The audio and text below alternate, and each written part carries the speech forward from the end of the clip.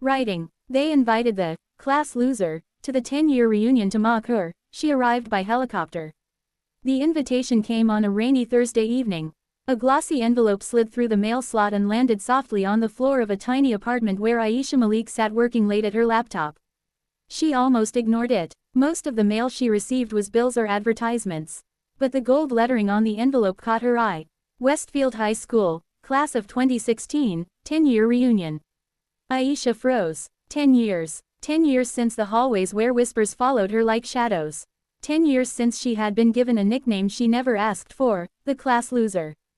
Back then, Aisha was the quiet girl with secondhand clothes, worn notebooks, and big dreams nobody took seriously.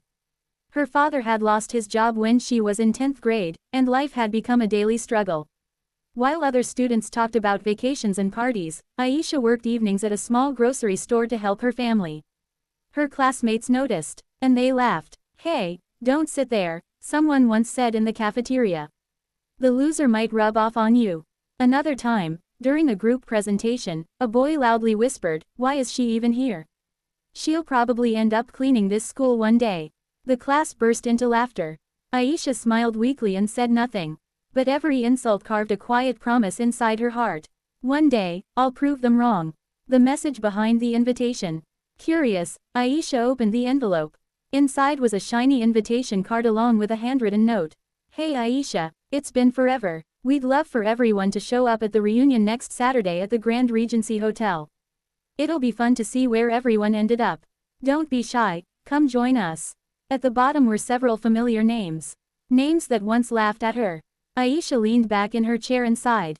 Part of her wondered if this invitation was genuine, or another joke. But then she looked around her apartment.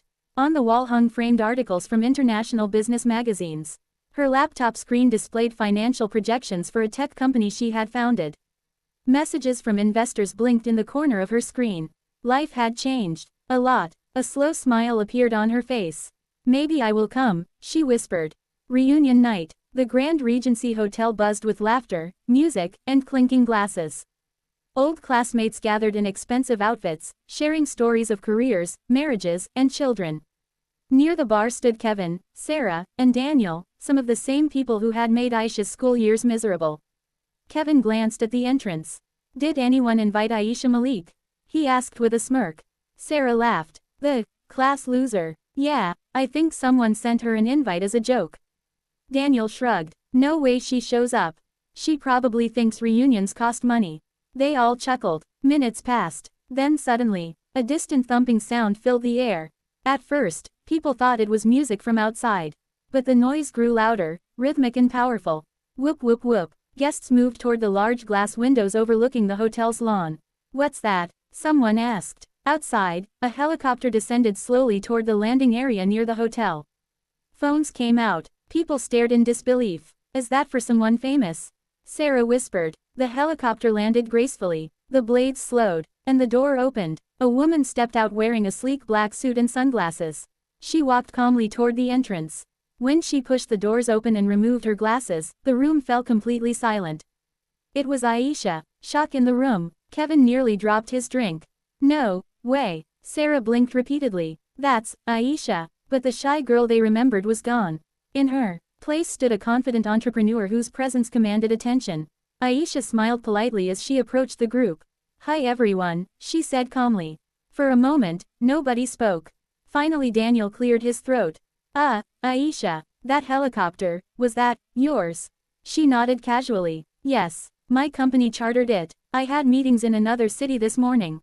More silence. Kevin forced a laugh. "So, what do you do now?" Aisha looked around the room at the faces from her past. Then she answered simply, "I run a technology company that develops AI tools for global logistics. We just crossed $200 million in valuation last month." The room erupted with stunned whispers. Sarah's jaw dropped. "You're serious?" Aisha smiled gently. "Very." The truth behind her success. Later that evening, someone asked the question everyone was thinking. "How did you do it?" Aisha took a sip of water before answering. "You remember how people used to call me the class loser?" A few uncomfortable glances passed between the group. "I decided something back then," she continued. "If people were going to laugh at me anyway, I might as well chase my dreams."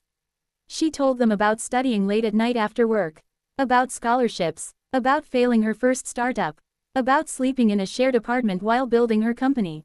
It wasn't easy, she admitted. But every time someone said I couldn't do something, it pushed me to work harder. A moment nobody expected. Before leaving, Aisha stepped onto the small stage where the reunion microphone stood. I just want to say one thing, she told the room. When we were kids, many of us said things we didn't understand the weight of. Words can break people, or motivate them. She paused. I was lucky. Those words motivated me. The room remained quiet, but there might be someone out there today who feels like the class loser right now, she continued.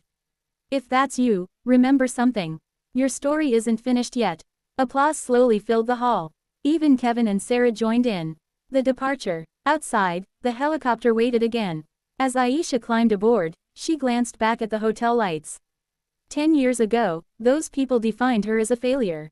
Tonight, she defined herself. The helicopter lifted into the night sky. And somewhere below, a room full of former classmates learned a powerful lesson. Never underestimate the quiet ones. Sparkle's moral. Sometimes the people the world laughs at today become the ones the world applauds tomorrow. If you want, I can also turn this into a YouTube storytelling script. Make it 2,000 plus words, or adapt it into a short viral Facebook, Instagram story version. .1500 WAD.